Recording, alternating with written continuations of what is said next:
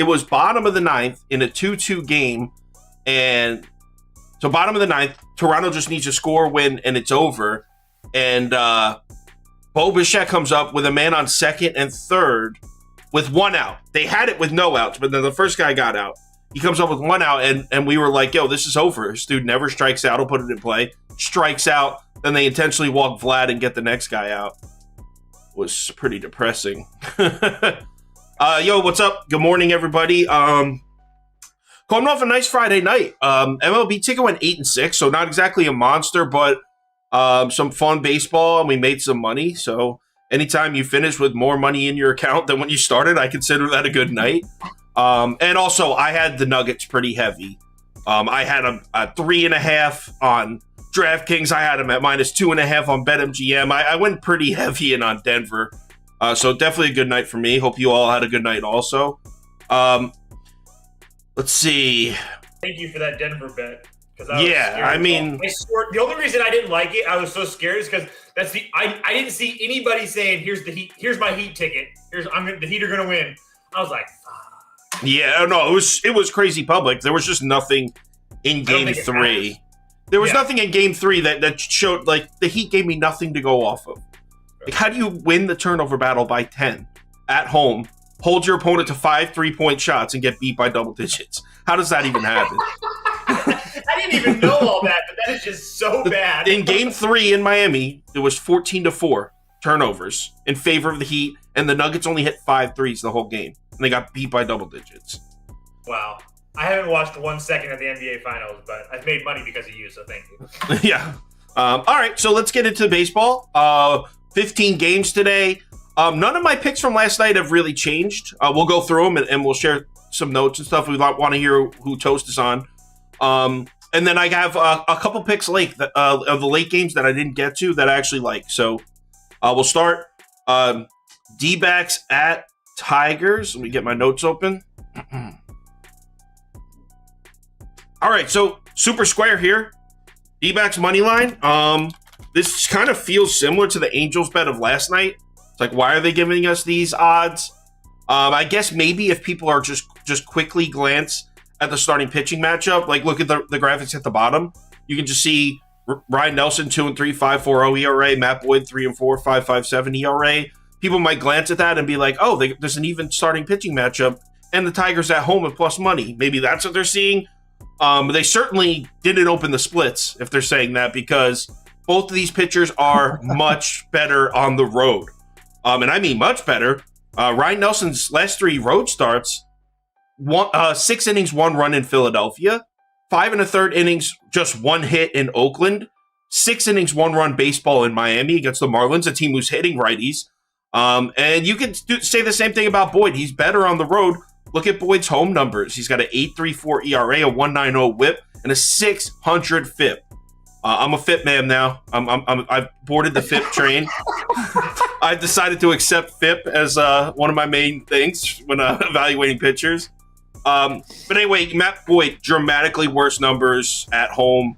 And then obviously we're getting a better team. It does look like the D-backs bats maybe approaching, maybe starting to do this if you look at the recent numbers, but still they've been getting to starting pitchers, and at -125, sure, it's super square, but I am confident it's the right side. Yeah, for me, I don't like right now. If you go back the last 14 days, they're still third in WRC plus against left-handed pitching in 72 plate appearance. They got a 146 WRC plus as a team. It's just really hard to get away from Arizona right now. I'm on Arizona money line as well, as square as it could be. It's real. I mean, I don't know. I mean, you made the case for the reverse splits and stuff. It's just really hard to get on the Tigers here today. I mean, they would have to get pretty damn lucky for them to not only hold Arizona, but then to also score as well. Just too many things have to go right for the Tigers here to get my money on them. And I would love to take the Tigers at home at plus money. I really would. But with the injuries and that lineup looking anemic as all possible, it's just really hard to get there. Yeah, I mean, I'm ready to declare. I'm ready to take the Cubs out of the basement against righties and put the Tigers there, for real. Yeah. Those numbers are awful. All right, let's move on to the next one. And yeah, someone, Maurice, looking like a trap. Yeah, So it reminds me of the Angels game from last night, honestly. But you know what? Angels won. So let's move on to the next one. Maniac. I actually didn't watch any of the Angels game. I was watching the Cubs. We just froze. Hold on. Wait till we come back. Because you only have one TV, right? Yeah.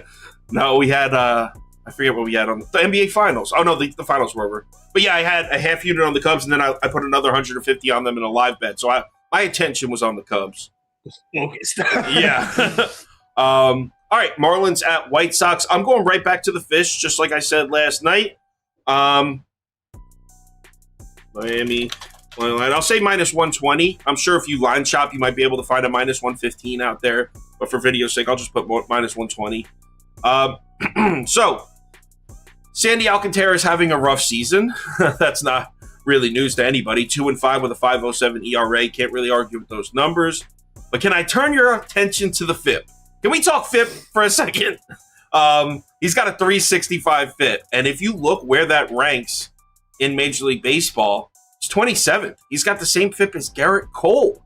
I mean, he's right there with Shane McClanahan, Marcus Stroman. All of them have numbers in that range. Now, most baseball analytics heads will tell you that FIP's one of the most important metrics when measuring a pitcher or pitching in general. So if you're the type of person that believes in those kind of analytics, that should indicate to you that Sandy Alcantara's production is going to start returning, maybe not to where it was last year, but returning to more of an above-average pitcher. 2-5 and 5.07 ERA should be an anomaly according to those numbers. That being said, he also is in a great spot. White Sox bats showing more life into late May and June than they were a month ago, but still, this is not a lineup that scares you against right-handed pitching. Let's see if I have their numbers against righties written down. They're 20. Here we go. So in the last 30 days, they're 27th in OPS, 28th in WRC plus versus righties. Certainly doesn't scare you. We were just making fun of the Cubs and the Tigers against righties. Well, the White Sox would be the next tier up. They're right down there. So I like the spot for Sandy. And then on the other side, I know Michael Kopech is putting up some decent numbers in his last 7 starts. A 2.72 ERA certainly has turned his season around, but in those 7 starts, who has he pitched against?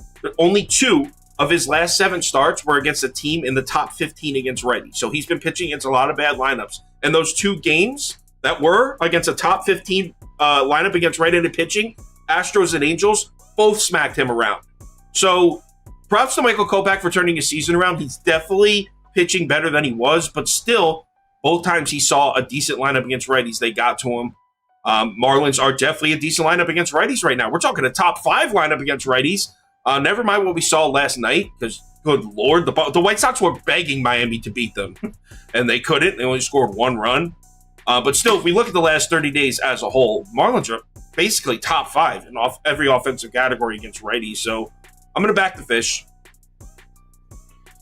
Yeah, this game seems more of a little bit of a trap to me. I guess because of the recent surge with Kopech, it's a little bit different. I'm all over the fish as well. Just only a couple things to really add to the Sandy Alcantara stuff. Sandy has a special place near in my heart. I've really liked him. He was actually the first pitcher, the first pick I ever gave out for Sauce was Sandy Alcantara at plus money a couple years ago, many moons ago.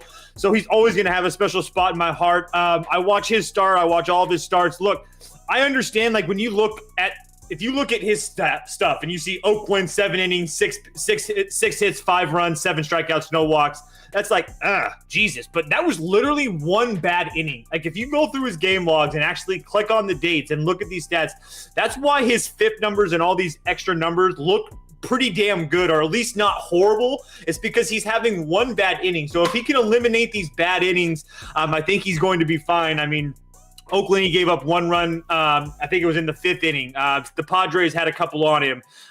Just every of these little instances where they're scoring 3 or 4 run innings, and then everything else is fantastic for him. And then on top of that, Kopech's been decent, but like Sauce said, against suspect lineups. And then the 2 guys that hit well for Miami in Soler and Arraez, both have really good numbers off him in their career. Soler's only seen him 3 times, but he's got 2 hits off of him, and Arise is close to an 800 OPS against him. So I'll take the Fish bullpen as well. I'll just take the Fish and how they've been playing pretty much well too. But don't let the White Sox scare you, though. They're 7-3 in their last 10, but beating teams like Detroit and stuff like that doesn't really do much for me. So good for them. Good a couple wins with them, but I think Sandy gets back on track today. Yep. All right, we're on the same page. 2 for 2 so far. Let's see if that continues. Reds at Cardinals. I like how a bunch of action came in on the Cardinals because I was thinking the Reds were going to be a public dog again, and they're not. I'm sticking with my Reds, and I know they haven't really paid out much in the last handful of days, but the offensive production has been there for a month. And we're talking about Miles Mikolas here, who, remember, let's not ignore the first month of the season when he was absolutely terrible. Sure, he's pitching better, but still, we know that eventually he's going to regress back to somewhere in between where he was in April and where he's been for a month now. So I think the Reds is a perfect lineup to hit him up. First of all, I know he pitched a great game. I'm talking about Miles Mikolas here. He pitched a great game against Cincinnati in May, a 7-inning shutout. But his career, 6 starts against Cincinnati, 1-2 with a 6.53 ERA and a 2.7 home runs per 9. So over the course of his career, he hasn't had success against this team. And I think that 7-inning shutout we saw in May, that was the outlier. Should regress back to the terrible numbers that we're used to. Cincinnati obviously been smoking right-handed pitchers. They've been smoking left-handed pitchers. Cincinnati bats have been hot for a month. But against righties in the last 14 days, 7th in WRC+, 4th in OPS. I mean, you cannot deny the Reds' offensive production. And then this guy Abbott, like, look, I get it. It's a rookie lefty making his second start. I get that. That being said, his first start was excellent. 6 innings, no runs, 1 hit. It was next level excellent. But it was against the Brewers. Okay, so the Brewers are terrible against lefties. If that's your counterpoint, I will counter with this. The Cardinals are dead last against lefties in the last 2 weeks. 30th in WRC+, 30th in WOBA, 29th in isolated power. This is not the 2022 Cardinals that's dangerous against left-handed pitching. They've been awful against left-handed pitching. Also, this one comes from Prop Beaver here. Abbott's 2 main pitches are his curveball and his four-seam fastball. Against lefties with those 2 as their main pitches, Cardinals are 29th in WOBA, 18th in isolated power, 28th in run value. So I think all signs point to Mr. Abbott. What is his name? Andrew Abbott, I think. Andrew Abbott coming out with back-to-back great starts. I'm rocking the Reds with the plus money. Yeah, I'm on the Reds too. I really can't add as far as numbers-wise anything that Sauce did, but what I do want to talk to just really quickly about betting baseball in general. If you're betting a team like how much success we've had with the Reds betting them, and you're getting them at plus 145 and stuff, you don't have to win the same amount as if you're playing minus 110. So I just keep that in mind. If you win 3 out of 5 or 3 out of 7, that might, depending on the plus price, that's enough or more that you're going to make money on. So don't look at a 3-6 record or whatever and be like, oh, the Reds suck or whatever. If you're getting plus 145 every time you play them and they're cashing, you're going to start to make a little bit more money. Okay. Anyway, Reds, the bats are hot, but also I like the fact I do want to see a lineup. I haven't seen it, but they do have a lot of guys that have some pretty decent history against Mr. Mikolas. Jonathan India, 6 for 15 with 2 homers. That's a 1.0 OPS. TJ Friedel, 4 for 7 with a 1.76 OPS. Kirk Casale's a 1-daughter against him. Stuart Fairchild's in the 700. Spencer Steer's an 800 OPS. So I don't think that the Reds are really going to be afraid of this Cardinals team right here. So I'm going to continue to play the Reds. I might play the Reds team total just to give me a little bit of an out as well, but I don't see that number right now. So, but yeah, it's just really hard for me not to take the Reds at this big plus price. Yeah, there was a few games like that. Books are really late on the lines. I didn't get to sleep until like 4:30 in the morning last night because I was finishing up the video and uploading it. And I uploaded the video. And then right before I went to bed, I scrolled through the lines, and there were still 3 or 4 games with nothing open. Not even an opening line anywhere. No total, nothing. So I don't know what's going on, why everything's so slow. But we'll cruise. Somebody must be on vacation. Yeah, I guess. I mean, I know that there's a couple starting pitching assignments that are still up in the air. That could always be an explanation for it. But Twins at Blue Jays. Here we go. Here's another one. This line didn't open. You can see the graphics on the left. Nothing. Because when I went to sleep at like 4:30 in the morning, this was still not open. Obviously, it's open now. But I'm still passing on this one because I don't even know. I guess Bowden Francis is going to pitch. Who the hell is that? Let me open it up, see if the pitching has changed. Okay, so now it says T. Richards is pitching for Toronto. This is a pass for me. It was Bowden Francis all last night, and then this morning it was blank. So no, pass.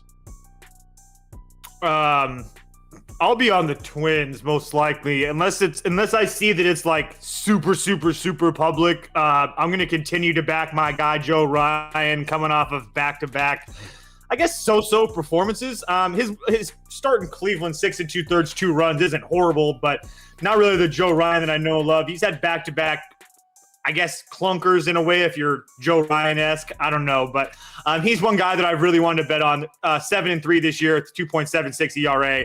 A guy that I really like to bet on. So, yeah, I just need to dig in a little bit more. I was the same way. I didn't have a whole bunch. I was waiting to see if Toronto would actually have a different pitcher. So we got that. It doesn't really scare me. I'm going to be on Minnesota no matter what. I just don't know how big or how much. Right. Okay. All right, let's move on to the next one. Padres or Rockies. 2 passes in a row for me. I don't really. I think I've skipped 5 Colorado Rockies games in a row. Coors Field is weird, and then you add on the element that it's the Padres. What? I guess they're starting to hit again. I really don't know. 2 passes in a row for me. You already know. Padres -1.5. Get up there. Let's go. Let's go. You cashed yesterday. Oh, you damn right I didn't. Yeah, but weren't the odds? Wait, hold on. You know that the money line's -135. Yeah, I know. I also know that the Padres win by 2 or they don't win at all. Oh my god! I mean, at what point do we? I mean, what am I supposed to? Am I you know what point? And play the Dodgers money line too? Like, oh, let's just play Dodgers money line. I know that 89% of the time they win by 2. But well, Dodgers is sorry. Dodgers is trending back multiple seasons now. So like I could start to take that in. That's what I'll say that about the Dodgers. Well, at 18 straight, I'm good. Does it worry you that you're not even getting that much more money? -135 to +110. All right. No, it doesn't. It doesn't worry me for 1 second at all. I mean, the chances of it landing on 1 are so small that I'm more than happy to take the plus money right here. I disagree on how small they are. I don't even think dude, yeah, it's okay.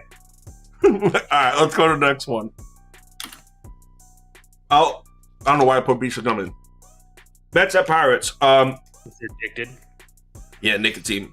Me too. So I would go either Pirates money line at +115, or I would go over 8.5. The picks haven't changed on the YouTube.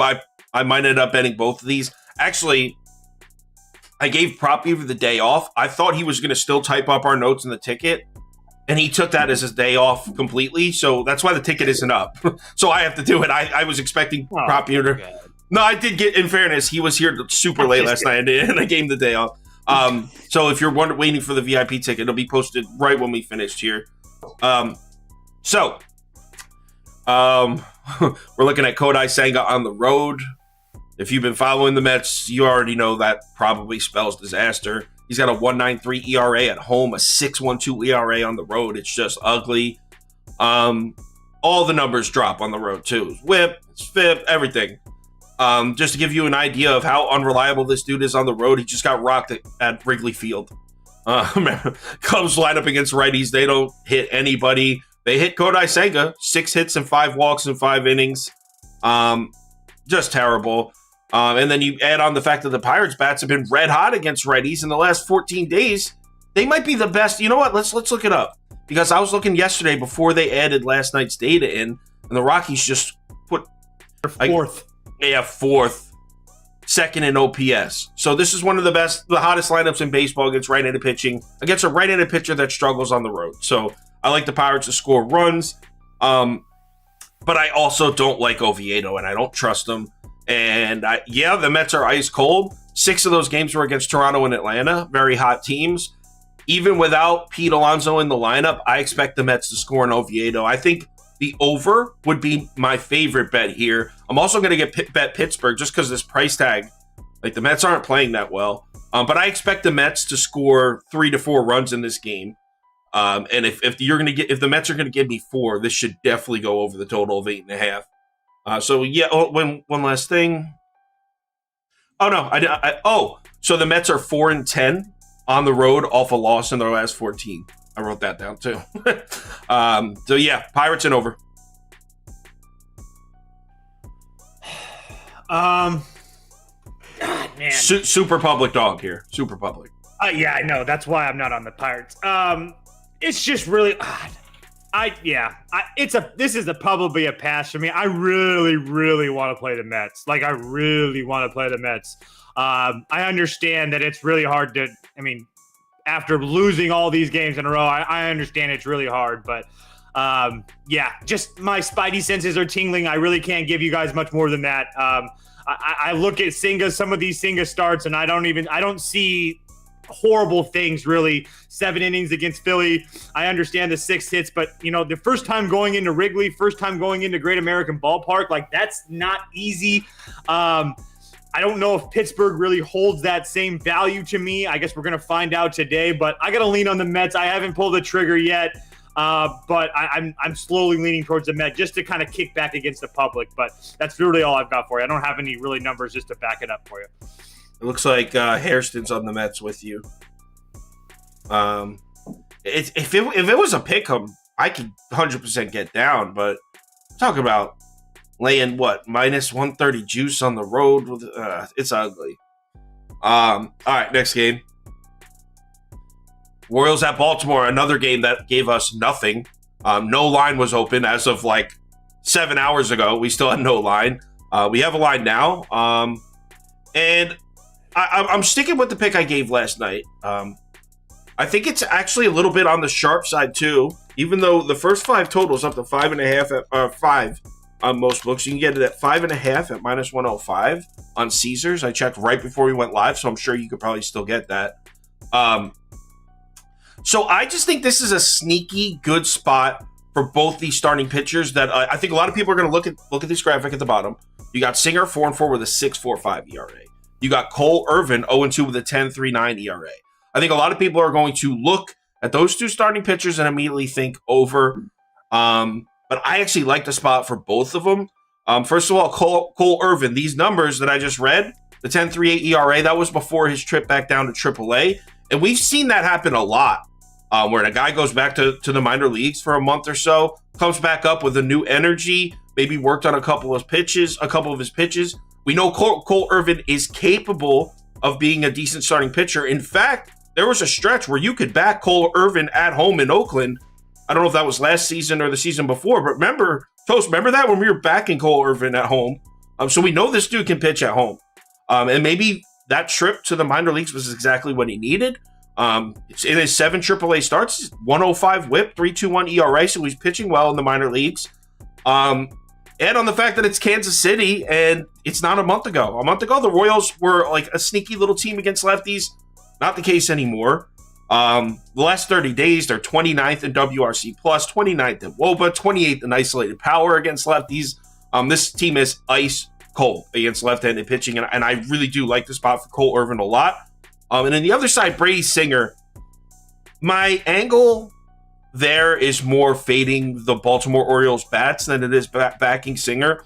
I'm not the biggest Brady Singer fan. That being said, I think you can't argue with these numbers from the Orioles bats. I mean, they are cold.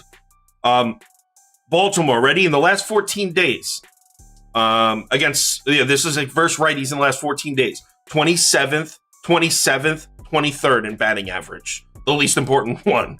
The Baltimore bats have really gone cold, and I think with this total up at 5, with a spot I like both starters to pitch well.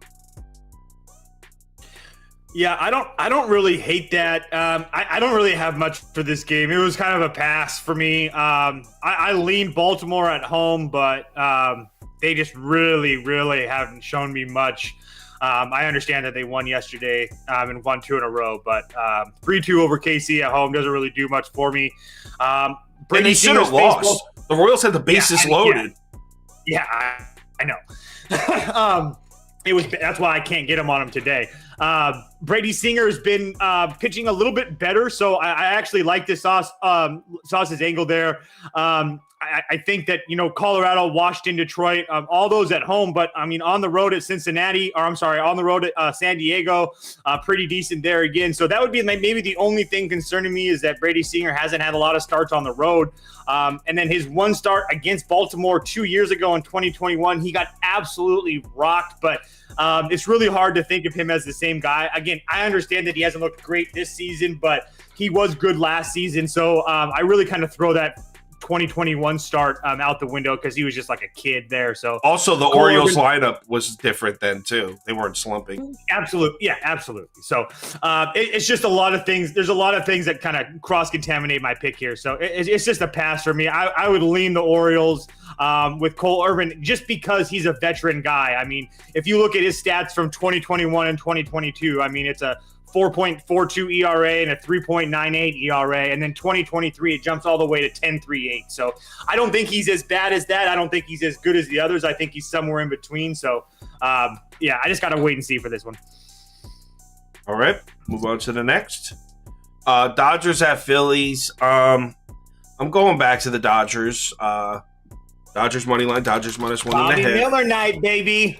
Yeah, I'm a little worried because some of the Phillies' numbers in the last 7 days are concerning. Like this team we might officially have to be like, okay, the Phillies are hot.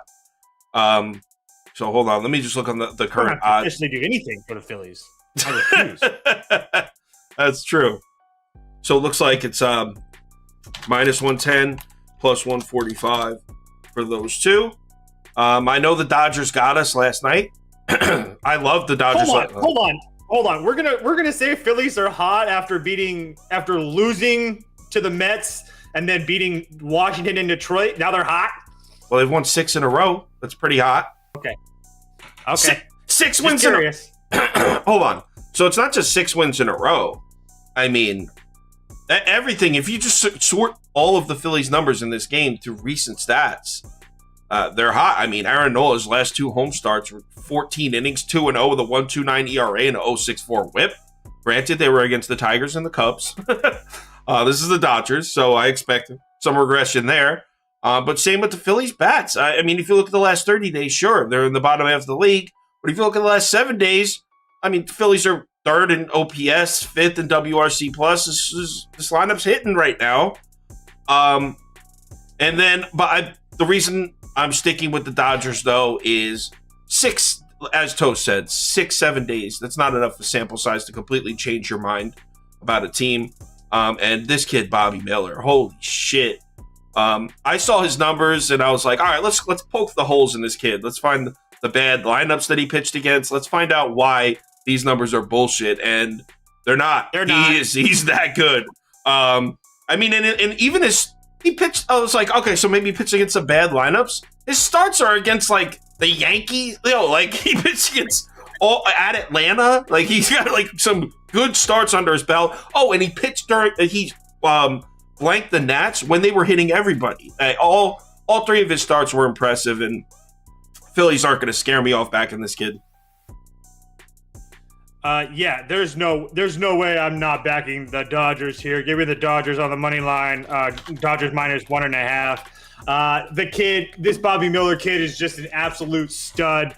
And then on top of that, like, if you take a look at those Phillies numbers, like, yeah, they look good, but you're also put up 19 runs in 2 days against the Washington bullpen, but they didn't score like the whole game. Then they scored a whole bunch of runs late.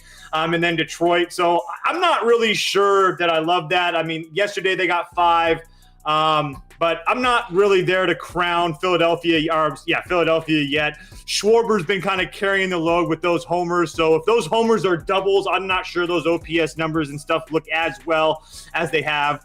But yeah, we got the Dodgers in a little bit of a funk right now. But at the same time, they didn't use a whole bunch of their bullpen arms yesterday. They still got the best ones available today. And the Phillies used some of their guys yesterday too. So I just feel like there's too many advantages towards the Dodgers here. The only thing that the Phillies have is that they're playing better at the moment right now. But I trust those Dodgers bats much more than I trust the Phillies at this point. So give me the Dodgers. I don't care if it's public. I don't care about anything like that when it comes to the Dodgers. Yeah, I agree. Trust me, I would love to bet the Phillies and fade everybody, but it's just I feel like it's the wrong pick. I feel like it's the wrong decision. Oh, sorry. And then one other thing, just continue it. Mookie Betts over 1.5 total bases. I don't know what the number's at, but just play it. In his career, 6 for 15 against Nola, 2 dingers, a double, only a couple strikeouts, 1.063 OPS. Get Mookie Betts in your hit parlays, guys. Speaking of that, I got a plus 140 prop. It's a lock city. And I never ever prop. This is me. This is not prop beaver. We'll get to it. It's in the Seattle game. So yeah, it's a lock city. All right. Speaking of the Nats, the Nationals at Braves. So this pick actually comes from Prop Beaver. I wasn't crazy about this game, and he asked if he could do the notes on it last night, and I said go ahead. I don't hate his angle, so I'm going to share this pick with you guys. This one comes from Prop Beaver, though. He likes the full game over 9.5. And his notes are pretty solid. The kid did a good job with this one. So yeah, Mackenzie. So good, he had to take the morning off. Good for him. So so good, he decided to bail on his responsibilities this morning. Mackenzie Gore opened up the season with a great performance against Atlanta, but his whole vibe has gone downhill.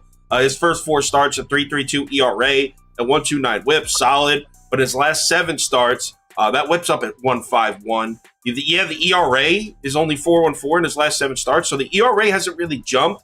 But all the other numbers indicate that it should have, and it will. So definitely some regression on the way for Mackenzie Gore, according to these numbers. And that's seriously concerning, considering the Braves lineup has caught fire. Braves lineup looking like one of the hottest in baseball right now over the last 30 days, too. So it's not like the Phillies where it's like, oh, we're talking about 5 or 6 days. Braves lineup has shown us that they're back for 2-3 weeks now. For the last 30 days, Braves are 4th in WRC+, 2nd in isolated power, 4th in WOBA. Those are their numbers against lefties, too. They're also hitting righties well. And to see Mackenzie Gore already for the second time this year, I like that. On the other side is Jared Schuster, and he's actually trending the other way. He started off the season terrible. Through the first 2 starts, 8.31 ERA, 5.24 FIP. Actually, 5.24 FIP isn't completely terrible, but in his last 4 starts, 3.68 ERA and a 4.51 FIP. So he's pitching better, but still, this Nationals lineup crushed him earlier in the season. This Nationals lineup, despite looking like they're going through a little bit of a cold span, they still have great numbers over the last 3-4 weeks against lefties. So I think Nationals hit them up again. And then the Washington bullpen. I mean, it's the worst bullpen in baseball right now. So yeah, full game over 9.5. I agree with Prop Beaver. I'm on the Washington team total. Depends on how risky you want to get it. If you want to get it like less risk and pay some juice, you can get it at 3.5 on DraftKings. Or most of the other books. Over. Sorry. Or you can get 4 at plus money at WinBet. I like the 3.5 at -135. I have no problem paying that little bit of extra juice here. The Nats versus left-handed pitching is just a spot that I'm going to continue to hit against. Like Sauce said, they scored 4 runs in 4 2/3 last night. Or last time they faced last time Schuster faced the Nats, excuse me. And then on top of that, I just don't really like the Braves bullpen on top of that. So couple guys, I mean, there's nothing really big as far as numbers, as far as batters for the Nats go. But against the lefty, the Nats have always been good with me in this spot. So I just continue to ride that team total at a short number at 3.5. So that's where I'm at. Agreed. All right, next game. Rangers at Rays. I can't believe I'm fading Tampa at home. This is crazy, but give me Texas money line -110. Eovaldi is just absolutely crazy. This dude is crazy. possible Cy Young candidate, honestly, and that's not some clickbait shit. Literally, look at his numbers. He's been that good. His last 7 starts. Are you ready for this? The numbers from Eovaldi in his last 7 starts. 6-0 with an 0.68 ERA and a 0.68 WHIP. He's thrown 52 and 2/3 innings in those 7 starts. 52 and 2/3 innings. He's averaging 7.5 innings a start. He allowed just 4 runs total in those 52 and 2/3 innings. He's absolutely on fire right now. Yeah, I know on the road in Tampa's a tough spot, but coming off a loss, we know this Rangers team can play. We know they can score runs. I know, but it's looking like I guess it's Taj Bradley. I didn't even check if they changed that. The Rays changed their pitcher all the fucking time. So yeah, it's still Taj Bradley, who I actually think is pretty good. But I'll take the Rangers at a pick 'em with one of the hottest pitchers in baseball on the mound. Yeah, I really wanted to pick Rangers. I saw all that money on the Rangers. I can't freaking do that. I might bet them small. Like Saw said, Eovaldi's been fantastic. His last 5, can remember he played for the Red Sox before this, so he's seen this Rays team a lot. He has 1 start in Tampa Bay in his last 5 against them. He went 5 innings, gave up 6 hits, 5 runs. But on the other side of that, the other 4 times he faced him, 0, 0, 1, and 1 as far as runs, 5 innings and 5 innings or more in all of those. So it's been, I guess, I don't really want to call Tampa Bay a house of horrors for him, but Tampa Bay is a house of horrors for the Boston Red Sox. He's not on the Boston Red Sox anymore. He's on the Tampa Bay Rangers, the Texas Rangers. So it's a lean to the Rangers.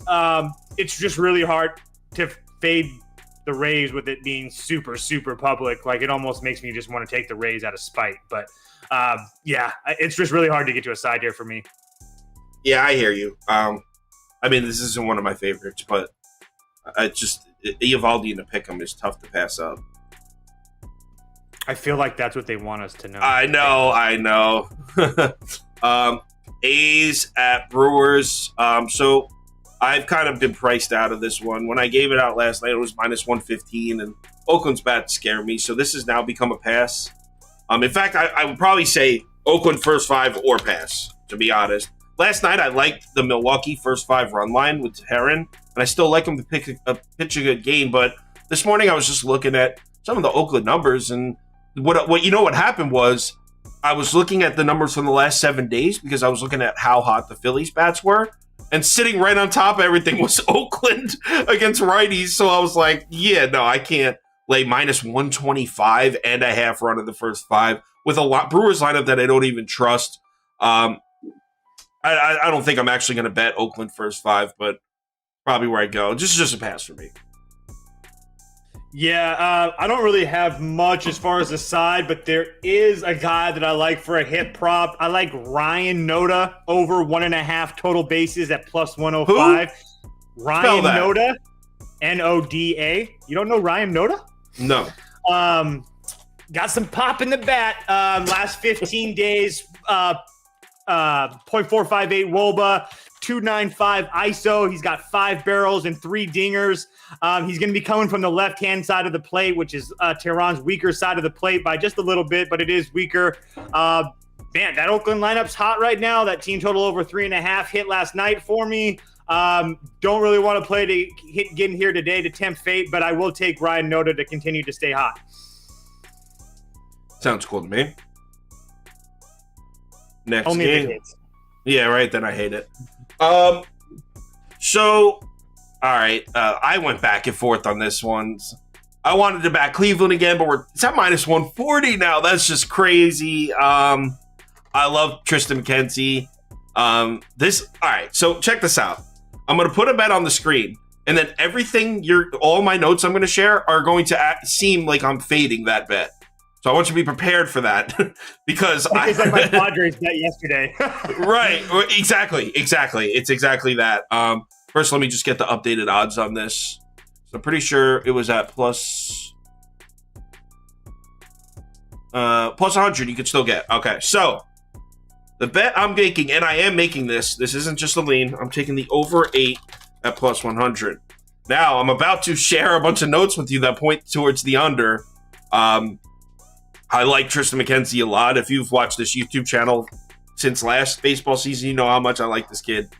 But making his second start of the season look dominant in the first, and I actually think he could pitch well against the Astros lineup without Yordan Alvarez. There's still a dangerous lineup against righties, but I don't know. I really like Tristan McKenzie. And then on the other side, JP France, JP Fraud, I call him. He has solid in all three of his road starts. Congrats. At Seattle, at White Sox, at Brewers. I think he's going to get hit up. But I can't deny he's been good. The Guardians bats. So here's where it takes a turn. I like both starting pitchers. I was making a joke about JP France. I think he's pretty good. But in the last 7 days, Guardians, 4th against right-handed pitching. 4th, the Cleveland Guardians. So the Cleveland bats are hitting. The reason I'm on the over, though, these notes are really unorganized because I was back and forth. I was writing a write-up for Cleveland, and I was like, shit, should I take Houston? So, like, my notes are just, like, me switching sides a bunch of times. But the final nail in the coffin for me for the over was the bullpens right now. This team's just played 14 innings. I mean, Houston, that kid Martinez kept pitching into the 14th inning, not because the Astros are like, this is our guy, because they literally had no one else. That was the last arm in the pen. Houston's got serious problems tonight as far as available arms in the bullpen. And Cleveland, they have a few arms available, but they're not rested. These bullpens are in a tough spot. These teams need these two starting pitchers to pitch 7 or 8 innings tonight, and I could see them keeping a starter out longer than they normally would just because of the bullpen situation. With a total down at 8, and I can get it at plus 100. I'll take the over. I'm on the Astros. Astros money line, whatever it is right now. I'm on the Astros. Agreed with the bullpen issues. Of course, my screen just went off. Agree with the bullpen issues, but Neris only went 5. So I think he'll be available for the Astros.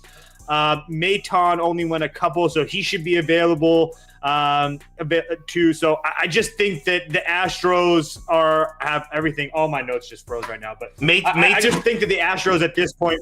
Neris will be available. Naton pitched back-to-back days, though. He pitched. That's what I'm saying. Yeah, but didn't he only pitch like 5 or something? He pitched like 5 that? last night, but he threw 27. He threw 27 on Thursday, though. So this would be his. You have no. So Toast lost his notes, but he likes Houston. Yeah, that's pissing me off. But yeah, anyway. All right. My computer just won't load. That's all.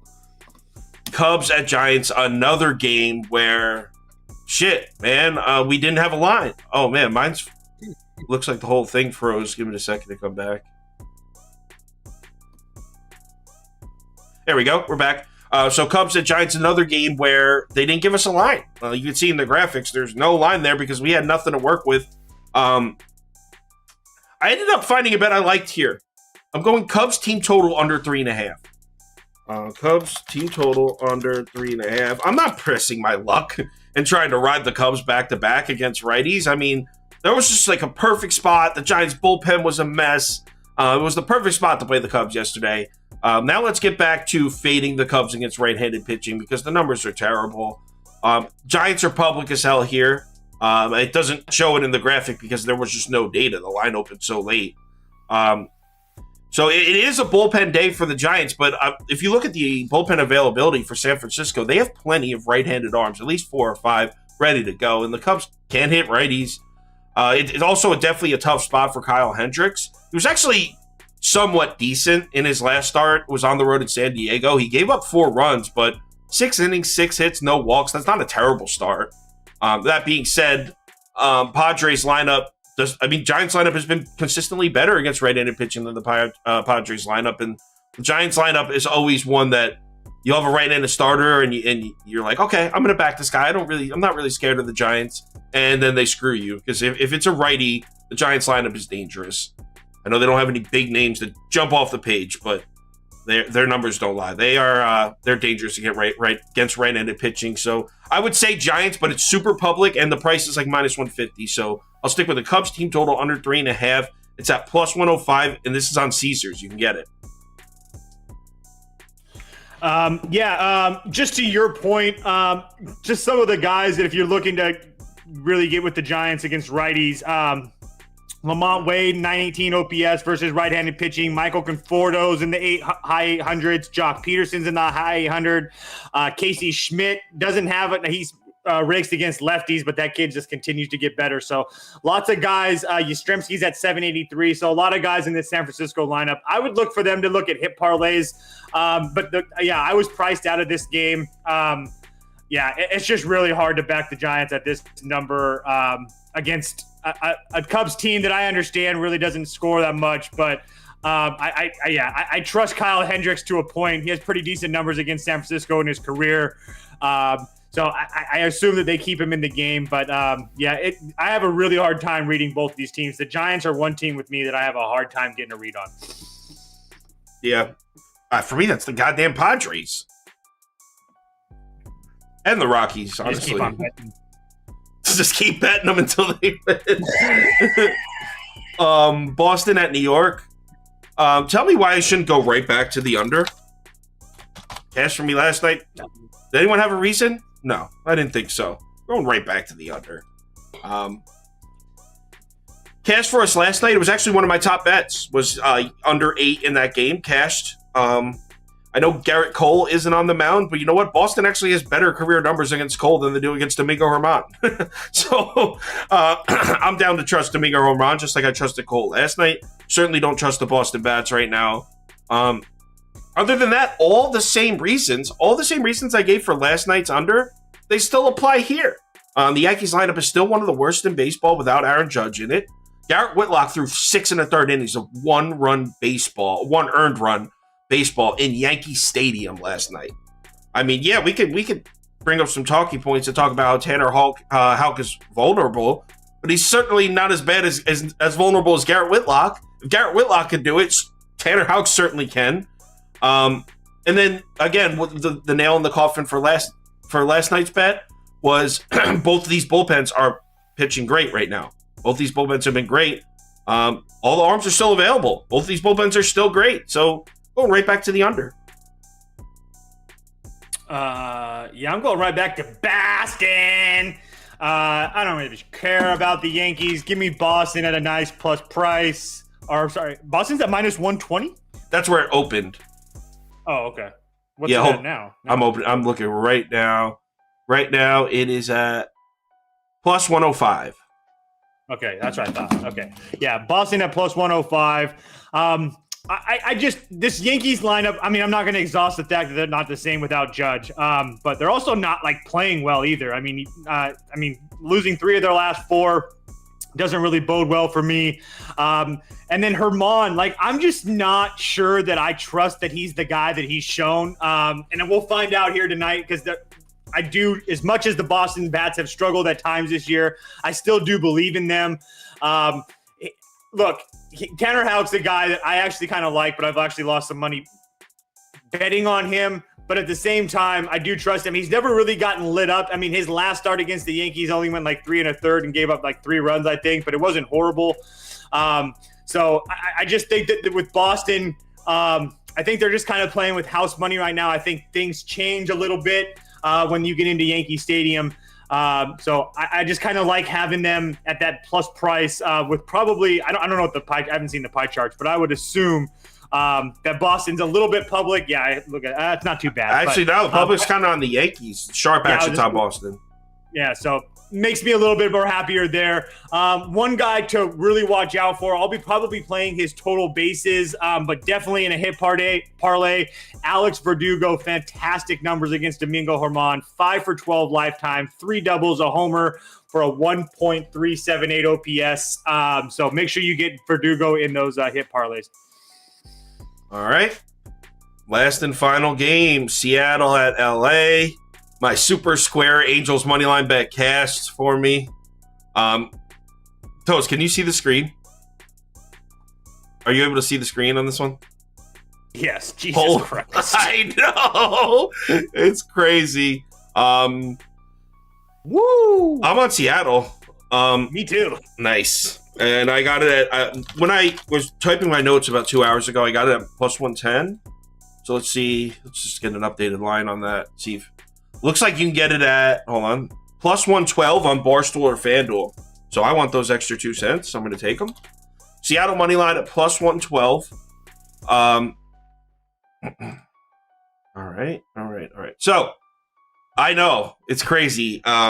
Fading Patrick Sandoval. What's gotten into me? And actually, fading. When's the last time? I was gonna say. I was like, when's the last time he won a game? So it's not like it's crazy. Well, he certainly won a bunch of them against Seattle last year. He was actually excellent in all 3 starts. He's 0-5. He has a win against Seattle in his last 5 starts. Not one. Bro, his 3 starts against Seattle last year, 16 in the third innings pitched, just 2 runs. No decision. You're like the advocate for stop looking at wins and losses for pitchers. He let up 2 runs in 16 innings, bro. What do you want from him? I'm sorry. I just had to see if you'd push back. Touche. Just 16 in the third innings, 2 runs against Seattle last year. And it sounds like I'm arguing for the Angels right now. People need to lay off my boy. Sandoval's an ace. He's a gamer. He knows what's up. I just feel like this Mariners team's built a little differently. So they're actually hitting left-handed pitching all right now. I said in the live stream the other day that I don't trust Seattle against lefties, but I was looking at the lineup and that I might have misspoke a little bit there. They're really not that bad.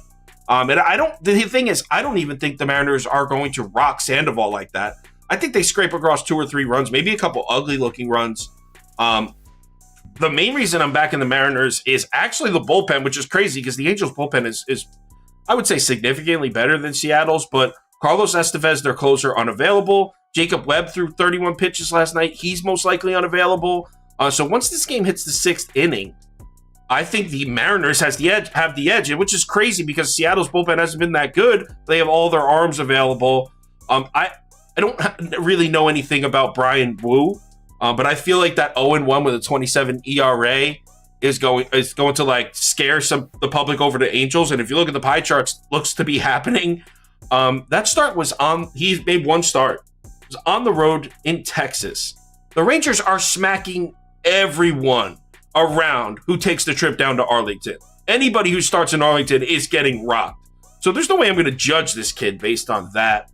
That being said, the Angels bats have been hitting righties well. So, wait, I didn't write that down. Is Wu a righty or lefty? Righty. It doesn't really matter because the Angels have been hitting both. But yeah, the Angels have definitely been hitting righties. But I do love the edge in the second half of the game. I think we're looking at, here's my prediction. Ready? This is going to happen. We're looking at 3-3 after 5 innings. Scores 3-3. And the rest of the game is going to be a coin flip, but I think the Mariners have the edge. And a division rivalry at plus 112, I'll take my chances. 3-3 after 5 innings is the prediction. And I have a prop. I have a mega lock prop. So, Teoscar Hernandez to record an RBI. Over 1.5 RBI at plus 140. Go ahead, bet it. It's good money. I don't really have a reason for it. He's hit an RBI in 4 of his last 10 and 2 of his last 5. Not even anything great.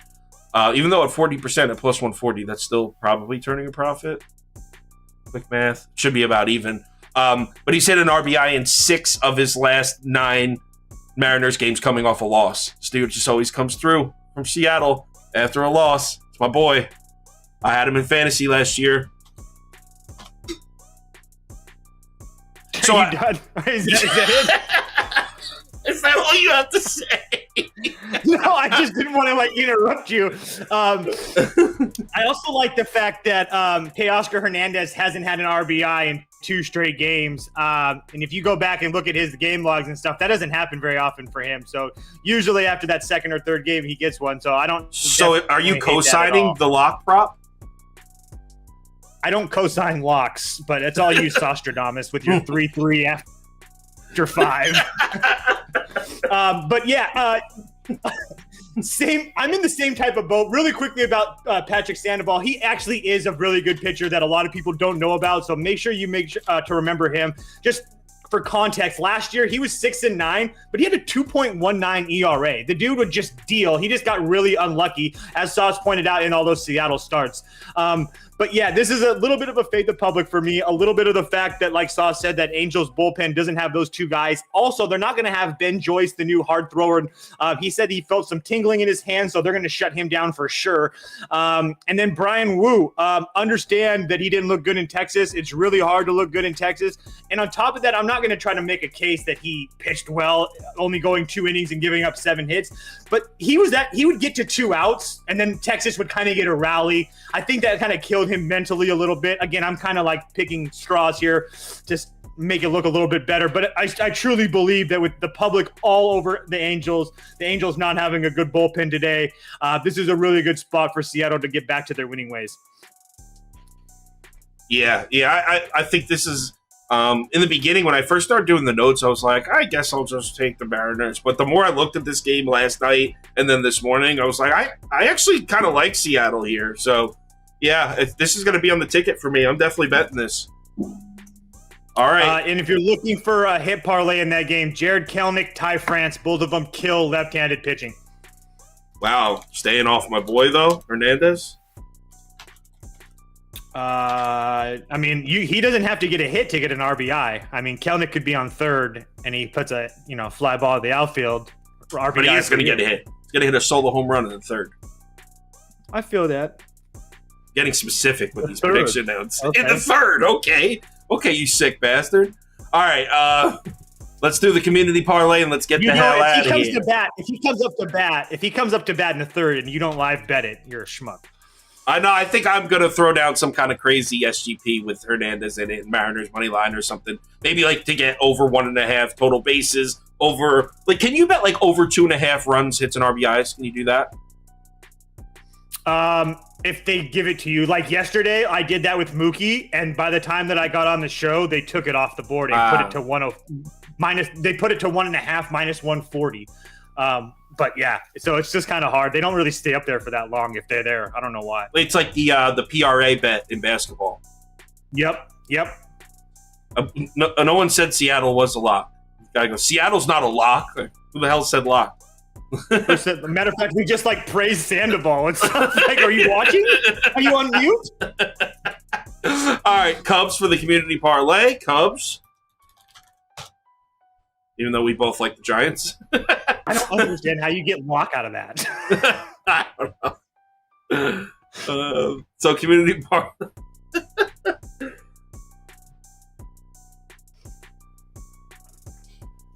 While we're doing the parlay, I'll just give you guys a couple hitters. I mentioned a few of them. Alex Verdugo against Herman, 12 for 5 lifetime. Fernando Tatis, 8 for 16 with homer and 3 doubles off of Freeland. Michael Conforto, 3 for 4 with 2 doubles against Kyle Hendricks. Mookie Betts, I mentioned. Trent Grisham's on there. Jonathan India, 5 for 16 with 2 doubles, 3 RBIs. Ryan McMahon against Weathers is 2 for 4 with a homer and a double. So yeah, any of those guys. Soler for the Marlins, who's been hot, 3 for 2 with a double. Yeah, lots of guys to use in hit parlays today.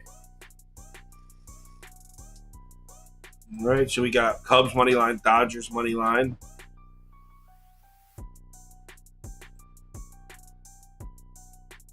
Cubs. I really don't like the Cubs in there. I think the Giants are going to win. I like the Giants. I have the Cubs team total under. D-backs money line. This is the community parlay, not mine. I got to remember to keep my paws out of it. You know what? That's it. Plus 687. All right, community parlay. Cubs money line. Ugh. Dodgers money line and D-backs money line. I can get behind there, though. Thanks for watching, as always. I'm coming back tomorrow morning at 11 a.m. Prop Fever, I usually don't ask him to work on Sundays. I don't know. Toast, you want to wake up on Sunday morning? Yeah, I'll probably. Yeah, I'm down.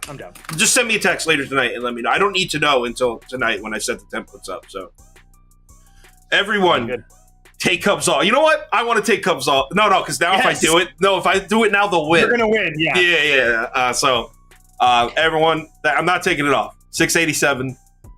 Thanks for watching. Tomorrow morning, 11 a.m. I'm working tonight, so I'm going to upload a video, pick video for MLB. It's just me, no prop fever, so I don't know if I'll be able to get through all 15 games. That's a lot of fucking editing for one person. But I'll do the best I can. Something will be uploaded tonight.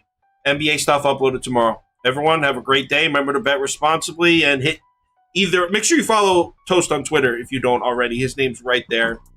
ToastSams13. Talk to you guys soon.